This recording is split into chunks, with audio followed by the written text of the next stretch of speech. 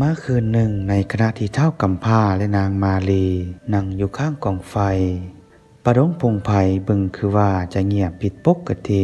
และก้อนคำในมือของเท้าก็เริ่มเหืองแสงแปลกประหลาดสัญชาตญาณของเท้าหู้ดีว่ามีบางสิ่งบางอย่างผิดปกติเท้ากำพร้าจึงลุกขึ้นแล้วจ้องมองไปยังความมืดที่อยู่หลังหมู่บ้าน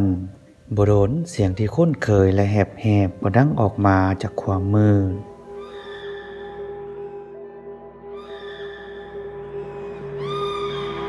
อืม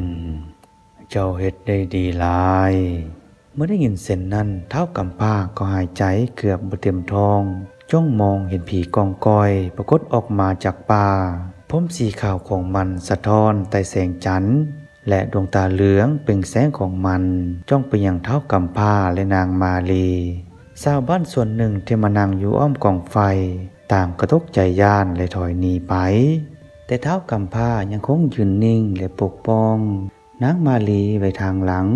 แล้วเท้าก็กล่าวขึ้นมาว่าเจ้ากลับมาเฮ็ดหยัง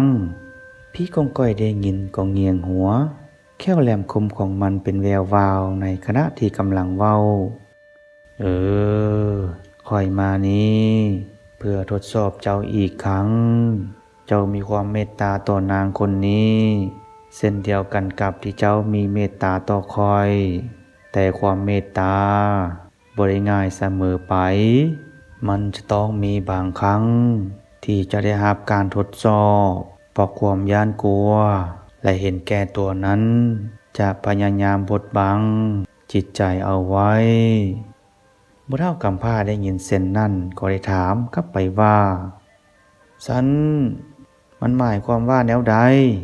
แล้วผีกองก้อยก็ยื่นมือที่มีเล็บแหลมออกมาซี้ไปยังก้อนคำที่กำลังเหืองแสงแล้วก็เว้าขึ้นว่า